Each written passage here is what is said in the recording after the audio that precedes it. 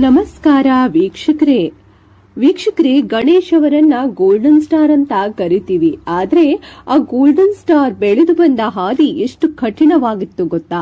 ಇವನೊಬ್ಬ comedy actor. ಇವನು hero ಆಗಿ ಸಿನಿಮಾ ಮಾಡಿದ್ರೆ ಇವನ ಸಿನಿಮಾ ಯಾರ್ ತಾನೇ ನೋಡ್ತಾರೆ ಅಂತ ಕೆಲವೊಂದಷ್ಟು ಜನ ಆಡ್ಕೊಂಡಿದ್ರು.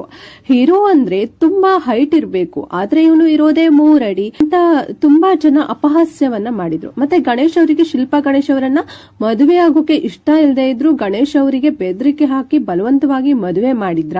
ಈ ರೀತಿ ಗಣೇಶ್ ಅವರ ಬಗ್ಗೆ ನಿಮ್ಗೆ ಗೊತ್ತಿಲ್ಲದೆ ಇರುವಂತಹ ಅನೇಕ ವಿಷಯಗಳನ್ನ ಇವತ್ತು ನಿಮ್ಮ ಜೊತೆ ಹಂಚಿಕೊಳ್ತಾ ಇದ್ದೀನಿ. ಮೊದಲನೇದಾಗಿ ಗಣೇಶ್ ಅವರ ಪೂರ್ತಿ ಹೆಸರು ಗಣೇಶ್ ಕಿಶನ್. ಇವರು 2 ಜುಲೈ 1980ರಂದು ನೆಲಮಂಗಲ ತಾಲೂಕಿನ ಅಡಕಮಾರನಹಳ್ಳಿಯಲ್ಲಿ ಜನಿಸ್ತಾರೆ. ಅವರ ತಂದೆ ಕಿಶನ್ ಅವರು ಮೂಲತಃ ನೇಪಾಳದವರಾಗಿದ್ರು.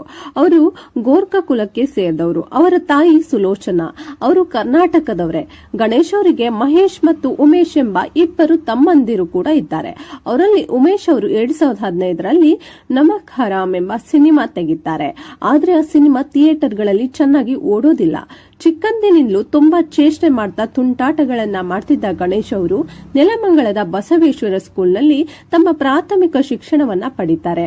ಅವರು ಅವರ ಸ್ಕೂಲ್ನಲ್ಲಿ ಸ್ನೇಹಿತರ ಜೊತೆ ತರಲೆ ಮಾಡ್ತಾ ಚೇಷ್ಟೆ ಮಾಡ್ತಿದ್ರಿಂದ ಶಿಕ್ಷಕರ ಹತ್ತಿರ ಯಾವಾಗ್ಲೂ ಬೈಸ್ಕೊಂಡು ಕ್ಲಾಸ್ ರೂಮ್ ನಲ್ಲಿ ಹೊರಗಡೆ ನಿಂತ್ಕೊಳ್ಳೋ ಹಾಗೆ ಮಾಡ್ಕೊಳ್ತಿದ್ರಂತೆ. ಅದೇ ರೀತಿ ಶಾಲೆಯಲ್ಲಿ ಕಲೆ ಮತ್ತು ಸಾಂಸ್ಕೃತಿಕ ಚಟುವಟಿಕೆಯಲ್ಲಿ ಎಲ್ಲರಿಗಿಂತ ಮುಂದೆ ಇರ್ತಾರೆ. ಶಿಕ್ಷಕರ ನೆಚ್ಚಿನ ವಿದ್ಯಾರ್ಥಿ ಕೂಡ ಆಗಿದ್ರಂತೆ. ಇನ್ನೊಂದೇನಂದ್ರೆ, ಆಗಿನ ಸಮಯದಲ್ಲಿ ಗಣೇಶ್ ಅವರು ಯಾವುದೇ ಮದುವೆ ನಡೀತಿದ್ರು, ಏನೇ ಫಂಕ್ಷನ್ ಆಗ್ತಿದ್ರು, ಅಲ್ಲಿಗೆ ಹೋಗಿ ಡ್ಯಾನ್ಸ್ ಮಾಡ್ತಿದ್ರಂತೆ. ಯಾಕಂದ್ರೆ ತಮ್ಮಂತ ಮಿಡಲ್ ಕ್ಲಾಸ್ ಫ್ಯಾಮಿಲಿಯವರು ನಮ್ಮಲ್ಲಿರೋ ಟ್ಯಾಲೆಂಟ್ ಅನ್ನ ತೋರ್ಸ್ಕೊಳ್ಳೋದಕ್ಕೆ ಯಾವುದೇ ಜಾಗ ಆಗಿದ್ರು ಸರಿ, ರೆಡಿ ಆಗಿರ್ತೀವಿ ಅಂತ ಸ್ವತಃ ಗಣೇಶ್ ಅವರೇ ಹೇಳ್ಕೊಂಡಿದ್ರು. ನಂತರ ಅವರ ವಿದ್ಯಾಭ್ಯಾಸ ಮುಗಿದ ಮೇಲೆ ನಾನು ಸಿನಿಮಾಗಳಲ್ಲಿ ನಟಿಸಬೇಕು ಅಂತ ಆಸೆ ಇಟ್ಕೊಂಡಿದ್ರು.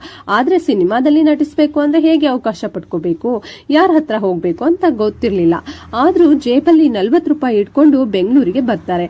5 ರಿಂದ 6 ಲಕ್ಷ ಹಣ ಸಂಪಾದಿಸಿ ಒಂದು ಮನೆ ಕಟ್ಟಿಸಿದ್ರೆ ಸಾಕು ಅಂತ ಅನ್ಕೊಂಡಿರ್ತಾರೆ. ಆಗ ಗಣೇಶ್ ಅವರಿಗೆ ವೀರಮಾದೇಗೌಡರ ಪರಿಚಯ ಆಗತ್ತೆ. ಅವರು ನೀನು ಆದರ್ಶ ಫಿಲ್ಮ್ ಇನ್ಸ್ಟಿಟ್ಯೂಟ್ಗೆ ಸೇರ್ಕೋ ಅಂತ ಹೇಳಿದ್ರು. ಅದರಿಂದ ಗಣೇಶ್ ಅವರು ಆದರ್ಶ ಫಿಲ್ಮ್ ಇನ್ಸ್ಟಿಟ್ಯೂಟ್ ನಲ್ಲಿ ಆಕ್ಟಿಂಗ್ ಕ್ಲಾಸ್ಗೆ ಸೇರ್ಕೊಳ್ಳೋದಕ್ಕೆ ಫೀಸ್ ಎಷ್ಟು ಅಂತ ಕೇಳಿದಾಗ 4,500 ಅಂತ ಹೇಳ್ತಾರೆ. ಆಗ ಗಣೇಶ್ ಅವರು ಅಷ್ಟೊಂದು ಹಣ ನನ್ನ ಹತ್ರ ಇಲ್ವಲ್ಲ ಅಂತ ಅನ್ಕೊಂಡು ಫೀಸ್ ಅನ್ನ ಇನ್ಸ್ಟಾಲ್ಮೆಂಟ್ ನಲ್ಲಿ ಕಟ್ಟಬಹುದಾ ಅಂತ ಕೇಳ್ತಾರೆ. ಅದಕ್ಕೆ ಅವರು ಇಲ್ಲ, ಪೂರ್ತಿ ಹಣವನ್ನ ಒಂದೇ ಸರಿ ಕಟ್ಟಬೇಕು ಅಂತ ಹೇಳ್ತಾರೆ. ಆಗ ಗಣೇಶ್ ಅವರಿಗೆ ಆಕ್ಟಿಂಗ್ ಕ್ಲಾಸ್ಗೆ ಸೇರ್ಕೊಳ್ಳೋದಕ್ಕೆ ವೀರಮಾದೇಗೌಡರು ಹಣ ಸಹಾಯ ಮಾಡ್ತಾರೆ. ನಂತರ ಗಣೇಶ್ ಅವರು ಯದ್ವಾ ತದ್ವಾ, ಪಾಪ ಪಾಂಡು ಈ ರೀತಿ ಕಾಮಿಡಿ ಧಾರಾವಾಹಿಗಳಲ್ಲಿ ನಟಿಸ್ತಾ ಬರ್ತಾರೆ. ಗಣೇಶ್ ಅವರು ಮೊದಲನೇ ಬಾರಿಗೆ ಗುಟ್ಟು ಎಂಬ ಕಿರುಚಿತ್ರದಲ್ಲಿ ನಾಯಕ ನಟನಾಗಿ ಪಾತ್ರ ಮಾಡ್ತಾರೆ. ಆ ಕಿರುಚಿತ್ರ ಡಿಡಿ ಚಂದನ ವಾಹಿನಿಯಲ್ಲಿ ಪ್ರಸಾರ ಆಗ್ತಿದ್ದಾಗ ಗಣೇಶ್ ಅವರು ತನ್ನ ತಾಯಿಗೆ ಕರೆ ಮಾಡಿ ನಾನು ನಟಿಸಿದ ಟೆಲಿಫಿಲ್ಮ್ ಟಿವಿಯಲ್ಲಿ ಬರ್ತಿದೆ ಅಂತ ಹೇಳಿದಾಗ ಅದನ್ನ ಕಂಡಂತಹ ಗಣೇಶ್ ಅವರ ತಾಯಿಗೆ ನನ್ನ ಮಗ ಜೀವನದಲ್ಲಿ ಏನಾದ್ರೂ ಸಾಧನೆ ಮಾಡ್ತಾನೆ ಅಂತ ಅನಿಸ್ತಂತೆ. ಗಣೇಶ್ ಅವರು ಸಿನಿಮಾ ರಂಗಕ್ಕೆ ಬರೋದಕ್ಕಿಂತ ಮುಂಚೆ ಕೋಳಿ ಫಾರ್ಮ್ ನಲ್ಲಿ ಮತ್ತೆ ಶೂ ಅಂಗಡಿಗಳಲ್ಲಿ ಕೆಲಸ ಮಾಡ್ತಿದ್ರು. ಹಾಗೆ ಉದಯ ಟಿವಿಯಲ್ಲಿ ಪ್ರಸಾರ ಆಗ್ತಿದ್ದಂತಹ ಕಾಮಿಡಿ ಟೈಮ್ ಶೋ ನಲ್ಲಿ ನಡ್ಸ್ಕೊಡೋದಕ್ಕೂ ಮೊದಲು ರವಿಶಂಕರ್ ಅವರಿಗೆ ಆಫರ್ ಬಂದಿತ್ತು. ಆದ್ರೆ ರವಿಶಂಕರ್ ಅವರು ಬೇರೆ ಶೂಟಿಂಗ್ ಗಳಲ್ಲಿ ಬ್ಯುಸಿ ಇದ್ದ ಕಾರಣಕ್ಕೆ ಗಣೇಶ್ ಅವರಿಗೆ ಕಾಮಿಡಿ ಟೈಮ್ ಶೋನ ನಡೆಸ್ಕೊಡೋದಕ್ಕೆ ಆಫರ್ ಬರುತ್ತೆ. ನಂತರ ಕಾಮಿಡಿ ಟೈಮ್ ಶೋ ತುಂಬಾ ಫೇಮಸ್ ಆಗುತ್ತೆ. ಜನ ಗಣೇಶ್ ಅವರನ್ನ ಇಷ್ಟಪಡೋದಕ್ಕೆ ಶುರು ಮಾಡ್ತಾರೆ. ಆ ಶೋ ನಡೆಸ್ಕೊಡೋದಕ್ಕೆ ಗಣೇಶ್ ಅವರಿಗೆ ಪ್ರತಿ ಎಪಿಸೋಡ್ಗೆ 1,250 ರೂಪಾಯಿ ಕೊಡ್ತಿದ್ರು. ಹೀಗೆ ಒಂದ್ಸರಿ ಗಣೇಶ್ ಅವರು ಮಂಗಳೂರು ವುಡ್ಲ್ಯಾಂಡ್ ಹೋಟೆಲ್ಗೆ ಹೋಗಿರ್ತಾರೆ. ಆಗ ಅವರಿಗೆ ಜಗದೀಶ್ ಅವರು ಪರಿಚಯ ಆಗಿ ಅವರಿಬ್ರು ಊಟ ಮಾಡ್ತಾ ಇದ್ರು. ಬೇಕಾದ್ರೆ ನೀವ್ ಯಾಕೆ ಹೀರೋ ಆಗಬಾರ್ದು, ನಿಮ್ಮ ಚಿತ್ರಕ್ಕೆ ನಾನು ದುಡ್ಡು ಹಾಕ್ತೀನಿ ಅಂತ ಜಗದೀಶ್ ಅವರು ಹೇಳಿದ್ರಂತೆ. ಇದರಿಂದ ಗಣೇಶ್ ಅವರು ಚೆಲ್ಲಾಟ ಎಂಬ ಸಿನಿಮಾದಲ್ಲಿ ಹೀರೋ ಆಗಿ ಪಾತ್ರ ಮಾಡ್ತಾರೆ. ಆ ಸಿನಿಮಾ ಬಿಡುಗಡೆಯಾಗಿ ತುಂಬಾ ಚೆನ್ನಾಗಿ ಓಡುತ್ತೆ. ಯಾವಾಗ ಚೆಲ್ಲಾಟ ಸಿನಿಮಾದಲ್ಲಿ ಹೀರೋ ಆಗಿ ಪಾತ್ರ ಮಾಡಿರೋದು ಗಣೇಶ್ ಅವರು ಅನ್ನೋ ವಿಷಯ ಗೊತ್ತಾಗುತ್ತೋ ಆಗ ತುಂಬಾ ಜನ ಚೆಲ್ಲಾಟ ಸಿನಿಮಾದ ಡೈರೆಕ್ಟರ್ ಮತ್ತೆ ಪ್ರೊಡ್ಯೂಸರ್ಗೆ ಯಾಕ್ರಿ ಕಾಮಿಡಿ ಟೈಮ್ ನಲ್ಲಿ ಇರೋರ್ನೆಲ್ಲ ಹೀರೋ ಮಾಡ್ತೀರಾ, ಅವ್ರ ಸಿನಿಮಾ ಯಾರು ನೋಡ್ತಾರೆ ಅಂತ ಕೆಲವೊಂದಷ್ಟು ಜನ ಗಣೇಶ್ ಅವರ ಮುಂದೆನೆ ಬೊಯ್ಯೋಕೆ ಶುರು ಮಾಡಿದ್ರಂತೆ. ಇಷ್ಟು ಅವಮಾನ ಮಾಡಿದ್ರು ಕೂಡ ಗಣೇಶ್ ಅವರು ಸುಮ್ಮನೆ ಇರ್ತಿದ್ರು. ನಂತರ ಯೋಗರಾಜ್ ಭಟ್ ಅವರ ಮುಂಗಾರು ಮಳೆ ಎಂಬ ಸಿನಿಮಾ ಮಾಡೋಕೆ ಪ್ಲಾನ್ ಮಾಡ್ಕೊಳ್ತಿರ್ತಾರೆ ಅನ್ನೋ ವಿಷಯ ಗೊತ್ತಾಗುತ್ತೆ. ಗಣೇಶ್ ಅವರಿಗೆ ಯೋಗರಾಜ್ ಭಟ್ ಅವರು ಮೊದಲೇ ಗೊತ್ತಿದ್ರಿಂದ ಯೋಗರಾಜ್ ಭಟ್ ಅವರಿಗೆ ಗಣೇಶ್ ಅವರೇ ಫೋನ್ ಮಾಡಿ ಮುಂಗಾರು ಮಳೆ ಸಿನಿಮಾದಲ್ಲಿ ನಾನೇ ಹೀರೋ ಆಗಿ ಆಕ್ಟ್ ಮಾಡ್ಲಾ ಅಂತ ಕೇಳಿದಾಗ ಯೋಗರಾಜ್ ಭಟ್ ಅವರು ಈ ಸಿನಿಮಾಗೆ ನೀನೇ ಸರಿ ಅಂತ ಹೇಳಿದ್ರಂತೆ. ನಂತರ ಮುಂಗಾರು ಮಳೆ ಸಿನಿಮಾ ಶೂಟಿಂಗ್ ಗಳೆಲ್ಲ ಮುಗಿದು ಥಿಯೇಟರ್ಗಳಲ್ಲಿ ರಿಲೀಸ್ ಆಗುತ್ತೆ. ಆ ಸಿನಿಮಾ ರಿಲೀಸ್ ಆಗಿದ್ದೇ ತಡ ಅದು ಬ್ಲಾಕ್ ಬಸ್ಟರ್ ಹಿಟ್ ಆಗುತ್ತೆ. ಆ ಥಿಯೇಟರ್ ಗಳಲ್ಲಿ ಓಡ್ತಿರ್ಬೇಕಾದ್ರೆ ಬೇರೆ ಸಿನಿಮಾ ಏನಾದ್ರು ರಿಲೀಸ್ ಆದ್ರೆ ಮುಂಗಾರು ಮಳೆ ಸಿನಿಮಾ ಮುಂದೆ ಬೇರೆ ಸಿನಿಮಾ ಪಕ್ಕಾ ಫ್ಲಾಪ್ ಆಗುತ್ತೆ ಅಂತ ಅನಿಸುವಷ್ಟರ ಮಟ್ಟಿಗೆ ಆ ಸಿನಿಮಾ ಸದ್ದು ಮಾಡಿತ್ತು. ಇವರು ಹೈಟೇ ಇಲ್ಲ, ಇವರ ಸಿನಿಮಾನ ಯಾರ್ ತಾನೇ ನೋಡ್ತಾರೆ ಅಂತ ಅನ್ಕೊಂಡಿದ್ದಂತಹ ದೊಡ್ಡ ದೊಡ್ಡ ಹೀರೋಗಳೇ ಗಣೇಶ್ ಅಂದ್ರೆ ಯಾರು ಅಂತ ತಿಳ್ಕೊಳ್ಳೋ ಹಾಗೆ ಮಾಡಿತ್ತು ಆ ಸಿನಿಮಾ. ಆ ಸಿನಿಮಾದ ನಂತರ ಗಣೇಶ್ ಹಿಂದಿರುಗಿ ನೋಡ್ಲೇ ಇಲ್ಲ. ಹಲವಾರು ಸಿನಿಮಾ ಮಾಡ್ತಾರೆ, ಒಂದರ ನಂತರ ಮತ್ತೊಂದು ಸಿನಿಮಾಗಳನ್ನ ಕೊಡ್ತಾ ಗೋಲ್ಡನ್ ಸ್ಟಾರ್ ಅಂತ ಹೆಸರು ಪಡ್ಕೊಂಡ್ರು.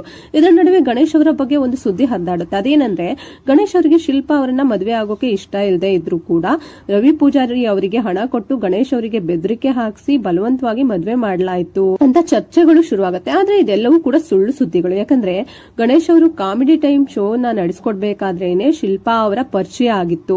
ಶಿಲ್ಪಾ ಅವರು ಕೂಡ ಗಣೇಶ್ ಅವರ ಸಿನಿಮಾ ಶೂಟಿಂಗ್ ಗಳಿಗೆ ಹೋಗ್ತಿದ್ರು. ಮತ್ತೆ ಮೊದಲು ಗಣೇಶ್ ಅವರೇ ಶಿಲ್ಪಾ ಅವರಿಗೆ hi this is comedy time Ganesh ಅಂತ ಮೆಸೇಜ್ ಅನ್ನ ಮಾಡಿ ಪ್ರಪೋಸ್ ಮಾಡಿದ್ರಂತೆ. ನಂತರ ಅವರಿಬ್ರು ಇಷ್ಟಪಟ್ಟು ಗಣೇಶ್ ಅವರೇ ಶಿಲ್ಪಾ ಅವರ ಫ್ಯಾಮಿಲಿಯನ್ನ ಒಪ್ಪಿಸಿ ಮದ್ವೆ ಆಗಿದ್ರಂತೆ. ಹೀಗಿರುವಾಗ ಗಣೇಶ್ ಅವರು ಹೇಗೆ ಶಿಲ್ಪಾ ಅವರನ್ನ ಬಲವಂತವಾಗಿ ಮದುವೆ ಆಗೋಕೆ ಸಾಧ್ಯ? ಹಾಗಾದ್ರೆ ಜನಗಳಿಗೆ ಗಣೇಶ್ ಅವರ ಮದುವೆ ಬಗ್ಗೆ ಈ ರೀತಿ ಒಂದು ಸಂಶಯ ಬರೋದಕ್ಕೆ ಕಾರಣ ಏನಂದ್ರೆ ಗಣೇಶ್ ಅವರು ಯಾರಿಗೂ ಹೇಳ್ದೆ ಕೇಳದೆ ಶಿಲ್ಪಾ ಅವರನ್ನ ರಾತ್ರೋರಾತ್ರಿ ಮದುವೆ ಆಗಿದ್ದು ಎಲ್ರಿಗೂ ಕೂಡ ಡೌಟ್ ಬರೋ ಹಾಗೆ ಮಾಡಿತ್ತು. ಆದ್ರೆ ಅಸಲಿ ವಿಷಯ ಏನಂದ್ರೆ ಗಣೇಶ್ ಮತ್ತು ಶಿಲ್ಪಾ ಅವರು ತಮ್ಮ ಮದುವೆಯನ್ನ ತುಂಬಾ ಚಿಕ್ಕದಾಗಿ ಮಾಡ್ಕೋಬೇಕು, ರಿಸೆಪ್ಷನ್ ನ ಗ್ರ್ಯಾಂಡ್ ಆಗಿ ಮಾಡ್ಬೇಕು ಅಂತ ಪ್ಲಾನ್ ಅನ್ನ ಹಾಕೊಂಡಿದ್ರು. ಅದೇ ರೀತಿ ಅವರ ಮದುವೆಗೆ ಫ್ರೆಂಡ್ಸ್ ಗಳನ್ನ ಮತ್ತೆ ಫ್ಯಾಮಿಲಿ ಅವರನ್ನ ಮಾತ್ರ ಕರೆದು ಸಿಂಪಲ್ ಆಗಿ ಮದುವೆ ಆಗಿದ್ರು. ರಿಸೆಪ್ಷನ್ಗೆ ಎಲ್ಲರನ್ನು ಕರೆದು ರಿಸೆಪ್ಷನ್ ಮಾತ್ರ ಗ್ರ್ಯಾಂಡ್ ಆಗಿ ಮಾಡ್ಕೊಂಡಿದ್ರು. ಇದಿಷ್ಟು ಇವತ್ತಿನ ವಿಡಿಯೋ. ಈ ವಿಡಿಯೋ ನಿಮ್ಗೆ ಇಷ್ಟ ಆದ್ರೆ ಲೈಕ್ ಮಾಡಿ ಹಾಗೂ ಕಮೆಂಟ್ ಮಾಡಿ ವೀಕ್ಷಕರೇ. ವಿಡಿಯೋ ನೋಡಿದ್ದಕ್ಕಾಗಿ ಧನ್ಯವಾದಗಳು.